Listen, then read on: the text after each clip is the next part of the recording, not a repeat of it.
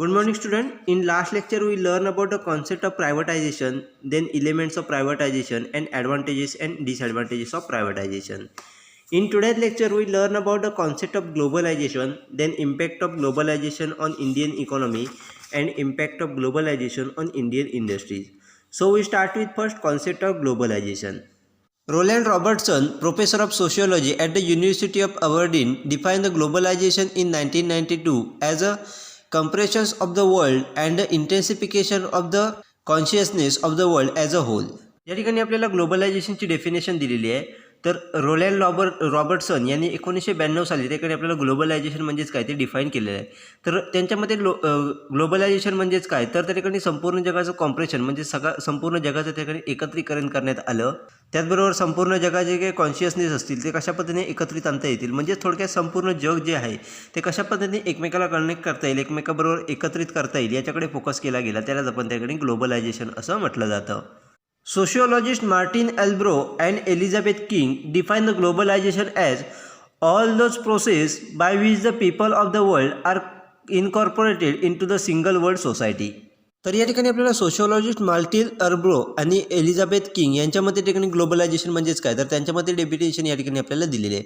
तर त्यांच्यामध्ये ग्लोबलायझेशन म्हणजेच काय, तर अशा प्रकारची प्रोसेस ज्याच्यामध्ये संपूर्ण जगातील लोक हे त्या ठिकाणी आपल्याला एका सिंगल वर्ल्ड सोसायटीमध्ये इन्क्लूड करण्याचं काम, समाविष्ट करण्याचं काम केलं जातं त्या पूर्ण प्रोसेसला त्या ठिकाणी ग्लोबलायझेशन असं म्हटलं जातं. म्हणजेच थोडक्यात त्या ठिकाणी संपूर्ण जगात जग जे आहे ते एका सोसायटीखाली एका वर्ल्ड सिंगल सोसायटीखाली कशा पद्धतीने आणता येईल याची जी काही पूर्ण प्रोसेस आहे, समाविष्ट करण्याची जी काही पूर्ण प्रोसेस आहे त्याला त्या ठिकाणी मार्टिन एल्ब्रो आणि एलिझाबेथ किंग यांनी त्या ठिकाणी आपल्याला ग्लोबलायझेशन असं म्हटलं जातं असं त्यांनी सांगितलेलं आहे.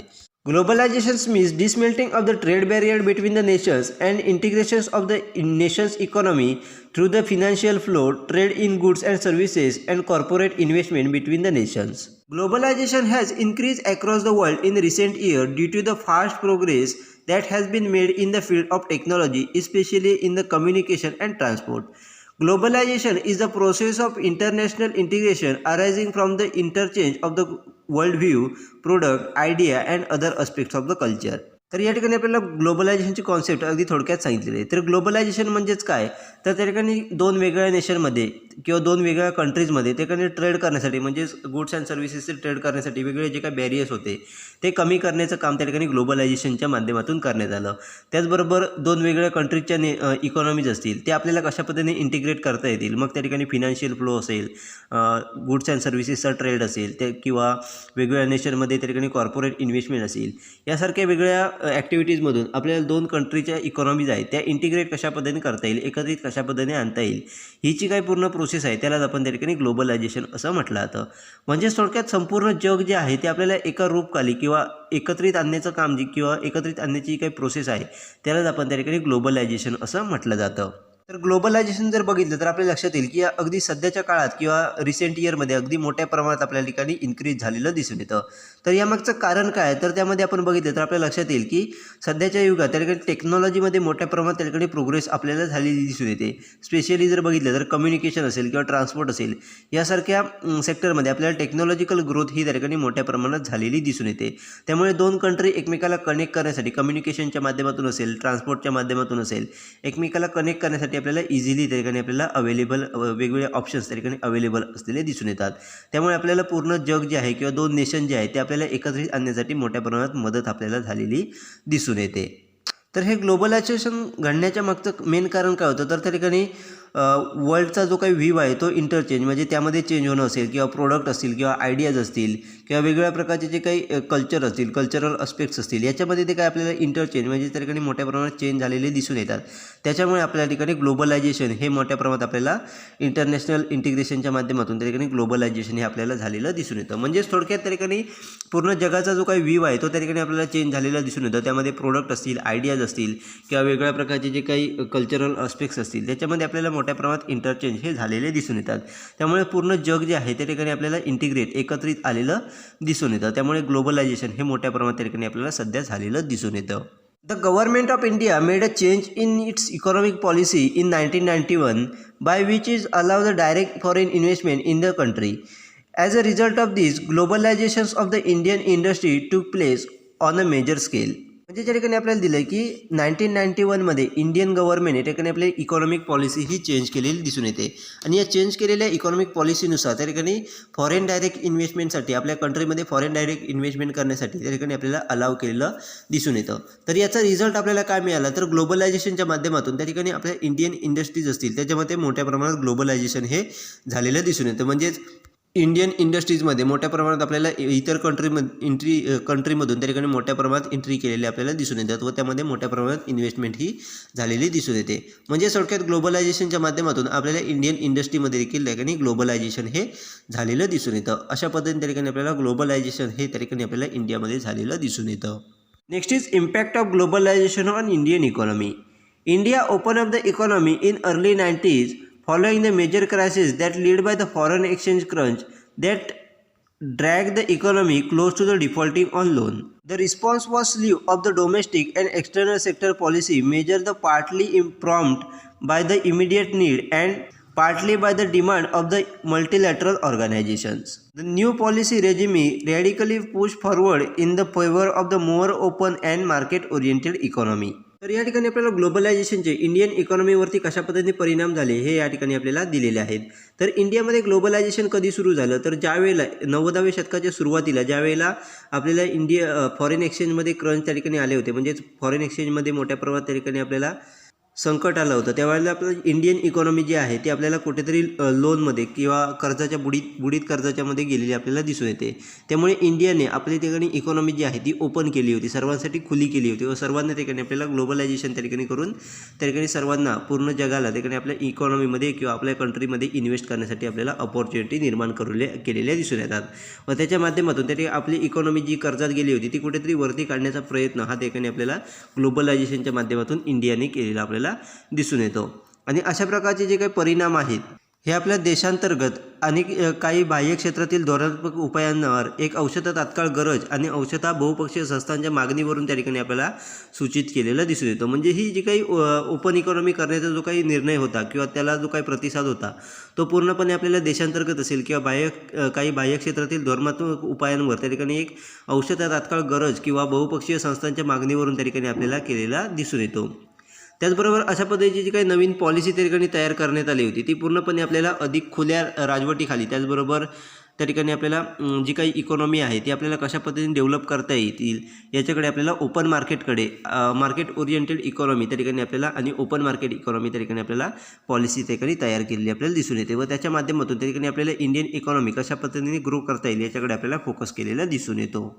Major measures initiated as a part of liberalization and globalization started in early 90s included scrapping of the industrial licensing regimes, reduction in the number of area reserved for the public sector, amendment for the monopolies and the Restrictive Trade Practice Act, start of the privatization program, reduction in the tariff trade and change over the market determined exchange rates. म्हणजे त्या ठिकाणी लक्षात येईल की 90व्या शतकाच्या सुरुवातीला अगदी त्या ठिकाणी आपल्या इंडियन इकॉनॉमी मोठ्या प्रमाणात त्या ठिकाणी चेंज झालेले दिसून येतात. मग त्या ठिकाणी लिबरलायझेशनच्या माध्यमातून असेल, ग्लोबलायझेशनच्या माध्यमातून असेल, वेगवेगळ्या प्रकारचे चेंजेस हे त्या ठिकाणी आपल्याला झालेले दिसून येतात.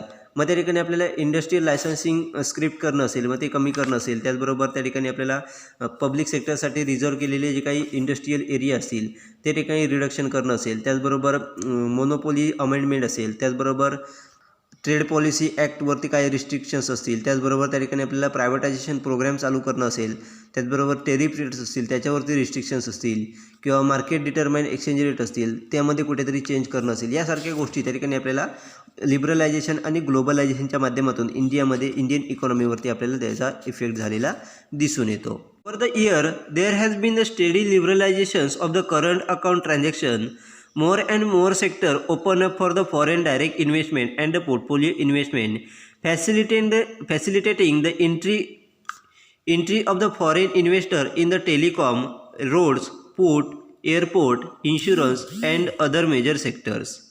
म्हणजे त्या ठिकाणी आपल्याला सांगितलं की सध्या जर बघितलं तर लिबरलायझेशन जे आहे ते आपल्याला कुठेतरी स्थिर झालेलं आपल्याला दिसून येतं.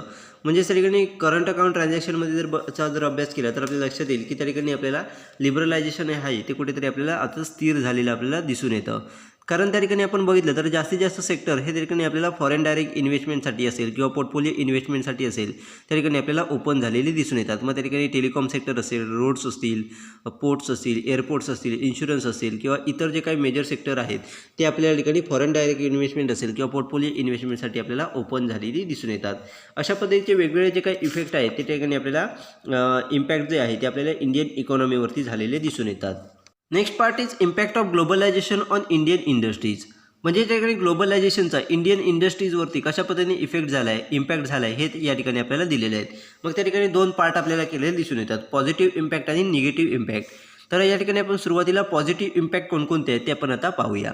So the first is increase in foreign investment. Globalization in Indian industry was brought in the huge amount of foreign investment into the industry, especially in BPO, pharmaceutical, petroleum and manufacturing industries. A huge amount of the foreign direct investment were coming to the Indian industry. They boost the Indian economy quite significantly. या ठिकाणी first आपल्याला impact दिला आहे Indian इंडस्ट्रीजवरती, तो म्हणजेच increase in foreign investment. म्हणजे ज्यावेळेला Indian इंडस्ट्रीमध्ये त्या ठिकाणी ग्लोबलायझेशन झालं त्यावेळेला मोठ्या प्रमाणात त्या ठिकाणी फॉरेन डायरेक्ट इन्व्हेस्टमेंटच्या माध्यमातून त्या ठिकाणी आपल्याला इंडियन इंडस्ट्रीमध्ये त्या ठिकाणी आपल्याला फॉरेन इन्व्हेस्टमेंट त्या ठिकाणी आलेली दिसून येते. मग त्या ठिकाणी BPOज असतील, म्हणजेच बिझनेस प्रोसेस ऑटोमेशन सेक्टरमध्ये असेल किंवा फार्मास्युटिकल सेक्टर असेल, पेट्रोलियम सेक्टर असेल किंवा मॅन्युफॅक्चरिंग इंडस्ट्रीज असतील, यासारख्या इंडस्ट्रीजमध्ये मोठ्या प्रमाणात त्या ठिकाणी आपल्याला फॉरेन इन्व्हेस्टमेंट ही झालेली दिसून येते. आणि अशा पद्धतीने त्या ठिकाणी आपल्याला इंडियन इंडस्ट्रीमध्ये मोठ्या प्रमाणात त्या ठिकाणी फॉरेन डायरेक्ट इन्व्हेस्टमेंटच्या माध्यमातून अमाऊंट इन्क्लूड झाल्यामुळे त्या ठिकाणी आपली इंडियन इकॉनॉमी जी आहे ते कुठेतरी बूस्ट करण्यामध्ये आपल्याला मोठ्या प्रमाणात त्याचा उपयोग झालेला आपल्याला दिसून येतो. म्हणजे थोडक्यात त्या ठिकाणी ग्लोबलायझेशनच्या माध्यमातून त्या ठिकाणी आपल्या इंडियन इंडस्ट्रीमध्ये मोठ्या प्रमाणात त्या ठिकाणी फॉरेन डायरेक्ट इन्व्हेस्टमेंट झालेली दिसून येते व त्याच्या माध्यमातून त्या ठिकाणी आपल्याला आपली इंडियन इकॉनॉमी जी आहे ते कुठेतरी बूस्ट करण्यामध्ये आपल्याला मदत झालेली दिसून येते. Next is increase in new foreign business venture. The effect of globalization in Indian industry are that many foreign companies have set up industries in India, especially in the pharmaceutical, BPO, petroleum, manufacturing and chemical sector. म्हणजे त्या ठिकाणी next आपल्याला impact दिला आहे तो म्हणजेच increase in new foreign business ventures. म्हणजेच त्या ठिकाणी ग्लोबलायझेशनमुळे इंडियामध्ये मोठ्या प्रमाणात त्या ठिकाणी आपल्याला फॉरेन बिझनेस व्हेंचरमध्ये त्या ठिकाणी आपल्याला वाढ झालेली आपल्याला दिसून येते. मग त्या ठिकाणी फार्मास्युटिकल सेक्टर असेल, त्याचबरोबर BPOज असतील, त्याचबरोबर पेट्रोलियम सेक्टर असेल, मॅन्युफॅक्चरिंग सेक्टर असेल किंवा केमिकल सेक्टर असेल, यासारख्या वेगवेगळ्या सेक्टरमध्ये त्या ठिकाणी आपल्याला फॉरेन कंपनीज आहे त्या ठिकाणी आपल्याला सेटअप हा इंडियामध्ये स्टार्टअप केलेला आपल्याला दिसून येतो. अशा पद्धतीने त्या ठिकाणी आपल्याला वेगवेगळ्या प्रकारचे फॉरेन बिझनेस व्हेंचर जे आहे ते आपल्याला इंडियामध्ये स्टार्टअप झालेले दिसून येतात. Reduction of unemployment and poverty. It has helped to provide unemployment to many people in a country and thereby reduce the level of unemployment and poverty in the country. म्हणजे त्या ठिकाणी नेक्स्ट आपल्याला impact दिले तो म्हणजेच reduction of unemployment and poverty. म्हणजेच त्या ठिकाणी इंडियामध्ये जर बघितलं इंडियन इंडस्ट्रीमध्ये ग्लोबलायझेशन झाल्यामुळे मोठ्या प्रमाणात त्या ठिकाणी आपल्याला इंडियामध्ये वेगवेगळ्या प्रकारच्या फॉरेन कंपनीज ज्या आहेत ते आपल्याला स्टार्टअप सुरू करताना आपल्याला दिसून येतात.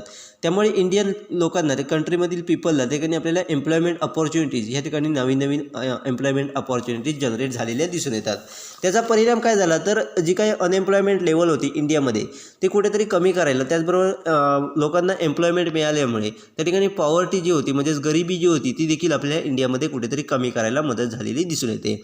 म्हणजेच थोडक्यात त्या ठिकाणी ग्लोबलायझेशन झाल्यामुळे त्या ठिकाणी वेगवेगळ्या प्रकारच्या इंडस्ट्रीज असतील त्या मोठ्या प्रमाणात आपल्याला इंडियामध्ये स्टार्ट झालेल्या दिसून येतात. त्यामुळे त्या ठिकाणी जॉब अपॉर्च्युनिटीज असतील किंवा एम्प्लॉयमेंट अपॉर्च्युनिटीज असतील या इंडियामध्ये तयार झाल्या. त्यामुळे अनएम्प्लॉयमेंट लेवल कमी करायला मदत झाली, त्याचबरोबर आपल्या ठिकाणी पॉवर्टी देखील आपल्याला कमी करायला मदत झालेली आपल्याला दिसून येते.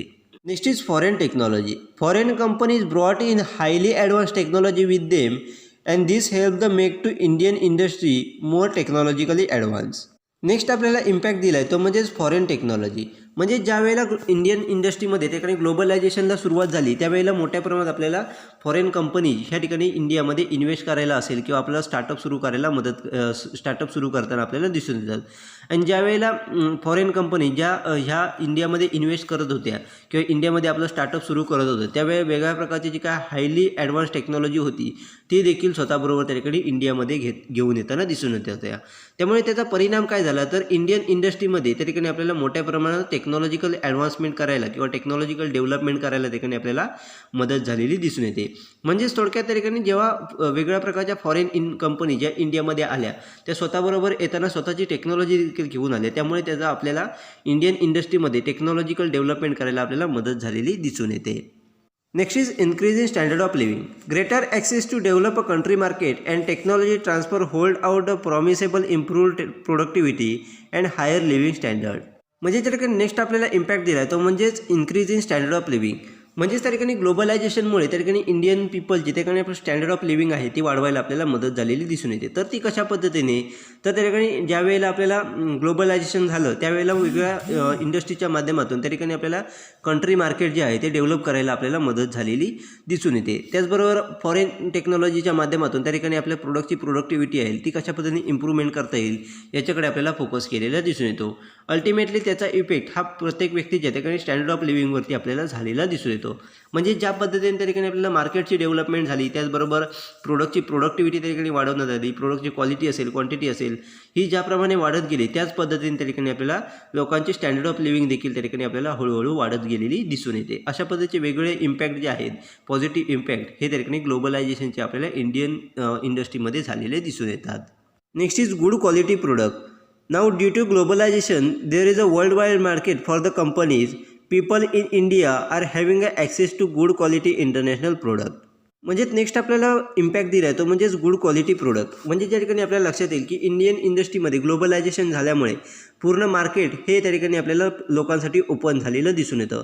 त्याचबरोबर सर्व कंपनीसाठी वर्ल्ड वाईड मार्केट हे त्या ठिकाणी आपल्याला ओपन झालेलं दिसून येतं.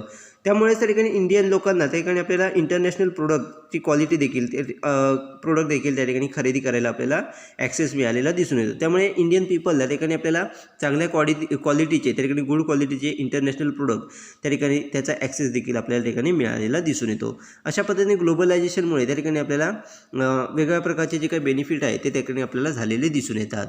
Next is continuous cash flow. Due to globalization, there is a continuous cash flow into the developing countries which will gradually decrease the dollar differences. म्हणजे ज्या ठिकाणी नेक्स्ट आपल्याला बेनिफिट दिला आहे किंवा इम्पॅक्ट दिला आहे तो म्हणजेच कंटिन्युअस कॅश फ्लो.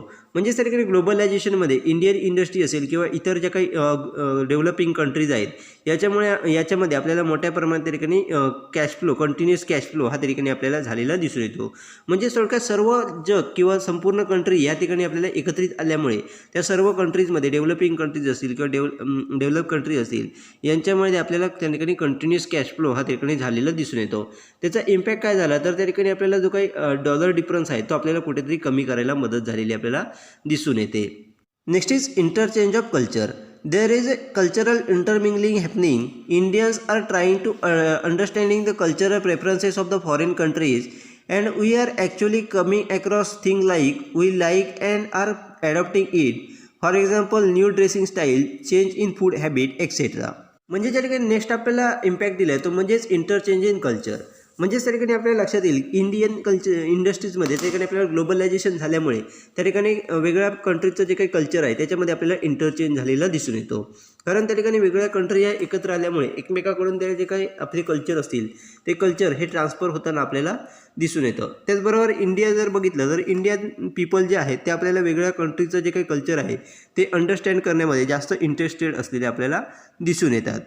आणि इंडियन पीपल हे त्या ठिकाणी इतर कंट्रीचं जे काही कल्चर आहे ते आपल्याला लाईक करताना ते कल्चर ॲडॉप्ट करताना आपल्याला दिसून येतात. मग त्या ठिकाणी न्यू ड्रेसिंग स्टाईल असेल, त्याचबरोबर फूड हॅबिट्स असतील, यासारख्या ज्या काही गोष्टी येईल ते आपल्याला त्यांचं कल्चर, इतर कंट्रीचं कल्चर हे त्या ठिकाणी आपल्याला इंडियन पीपल हे ॲडॉप्ट करताना दिसून येतात. म्हणजेच थोडक्यात त्या ठिकाणी ग्लोबलायझेशनमुळे सर्व कंट्री आहे एका रूपखाली आल्यामुळे किंवा एकत्र आल्यामुळे त्या ठिकाणी आपल्याला एका कंट्रीकडून दुसऱ्या कंट्रीकडे स्वतःचं कल्चर हे आपल्याला ट्रान्सफर होताना दिसून येतं. मग त्या ठिकाणी ड्रेसिंग स्टाईल असेल, फूड हॅबिट्स असतील किंवा वेगळ्या प्रकारचे फेस्टिवल्स असतील, यासारखे जे काही कल्चर्स असतील हे त्याकडे आपल्याला एका कंट्रीकडून इतर कंट्रीकडे आपल्याला ग्लोबलायझेशनमुळे ट्रान्सफर होताना किंवा इंटरचेंज होताना आपल्याला दिसून येतात. Next is social changes. Socially, people are now open to influx and Western way of living. Today, Indian girls are working late night at a call centers. There are change in the celebrations of the festivals and the social occasions. Indians today are more forthcoming and receptive to the idea of Valentine's Day celebration, etc. Next आपल्याला impact दिला आहे तो म्हणजे social changes. म्हणजेच त्या ठिकाणी आपल्याला लक्षात येईल की ग्लोबलायझेशनमुळे त्या ठिकाणी आपल्याला इंडियामध्ये मोठ्या प्रमाणात सोशल चेंजेस हे झालेले आपल्याला दिसून येतात. म्हणजेच त्या ठिकाणी लोक जे आहे ते वेस्टर्न कल्चर आपल्याला ॲडॉप्ट करताना मोठ्या प्रमाणात दिसून येतात. त्याचबरोबर वेस्टर्न लोकांप्रमाणे त्या ठिकाणी आपल्याला राहताना या ठिकाणी दिसून येतात. म्हणजे सध्या जर बघितलं तर आपल्याला लक्षात येईल की इंडियन गर्ल्स जे आहेत ते आपल्याला लेट नाईटपर्यंत कॉल सेंटरमध्ये वर्क करणं असेल किंवा वेगवेगळ्या ऑफिसमध्ये त्या ठिकाणी आपल्याला गर्ल्स हे लेट नाईटपर्यंत आपल्याला वर्क करताना आपल्याला दिसून येतात. त्याचबरोबर वेगळ्या प्रकारचे फेस्टिवल्स असतील किंवा स्पेशल ओकेजन्स असतील हे त्या ठिकाणी वेगळ्या पद्धतीने कशा पद्धतीने सेलिब्रेट करता येतील, ज्याप्रमाणे वेस्टर्न कंट्रीजमध्ये त्या ठिकाणी आपल्याला वेगळ्या प्रकारचे फेस्टिवल्स असतील किंवा ओकेजन्स असतील हे सेलिब्रेट केले जातात. त्याच पद्धतीने त्या ठिकाणी आपल्या इंडियामध्ये देखील आपल्याला वेगळ्या प्रकारचे जे काही स्पेशल ओकेजन्स असतील ते देखील आपल्याला सेलिब्रेट केलेले आपल्याला दिसून येतात. त्याचबरोबर वेगळ्या प्रकारचे जे काही व्हॅलेंटाईन डेज असतील किंवा इतर जे काही इव्हेंट्स असतील किंवा फेस्टिवल्स असतील ते देखील आपल्याला इंडियामध्ये आपल्याला वेस्टर्न कंट्रीजप्रमाणे आपल्याला सेलिब्रेट केलेले दिसून येतात. अशा पद्धतीने त्या ठिकाणी सोशल चेंजेस देखील त्या ठिकाणी आपल्याला ग्लोबलायझेशनमुळे झालेले आपल्याला दिसून येतात. Next is less of brain drain. MNC in India are paying a best pay package to intelligent crowd, so globalization has actually helped in reducing the brain drain from India.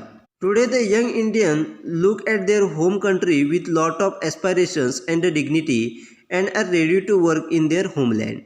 म्हणजे ज्या ठिकाणी नेक्स्ट आपल्याला impact दिला आहे तो म्हणजेच लेस of brain drain. तर brain drain म्हणजेच काय, तर सुशिक्षित लोक असतील किंवा हायर एज्युकेशन घेतलेली लोक असतील ते आपल्याला चांगल्या जीवनशैलीसाठी इतर कंट्रीमध्ये आपल्याला त्या ठिकाणी स्थलांतर झालेले दिसून येतात. म्हणजे हायर शिक्षण घेऊन त्या ठिकाणी आपल्याला इतर कंट्रीजमध्ये ठिकाणी वर्किंगसाठी किंवा आपल्या चांगल्या जीवनमानासाठी ठिकाणी आपल्याला इतर कंट्रीमध्ये इंडियन पीपल हे आपल्याला सुरुवातीला जाताना दिसून येते. परंतु सध्या जर बघितले तर MNCच्या माध्यमातून म्हणजेच मल्टीनॅशनल कंपनीच्या माध्यमातून वेगळ्या फॉरेन कंपनी ज्या आहेत त्या आपल्याला इंटेलिजंट क्राऊडसाठी चांगलं पॅकेज, बेस्ट पॅकेज आपल्याला प्रोव्हाइड करताना दिसून येतात. त्यामुळे ग्लोबलायझेशनमुळे त्या ठिकाणी आपल्याला अशा प्रकारचं जे काही ब्रेन ड्रेन होतं इंडियनमधून होत होतं ते आपल्याला कुठेतरी कमी होताना आपल्याला दिसून येते. त्याच्यामध्ये रिडक्शन कुठेतरी आपल्याला करायला ग्लोबलायझेशनची मदत झालेली आपल्याला दिसून येते.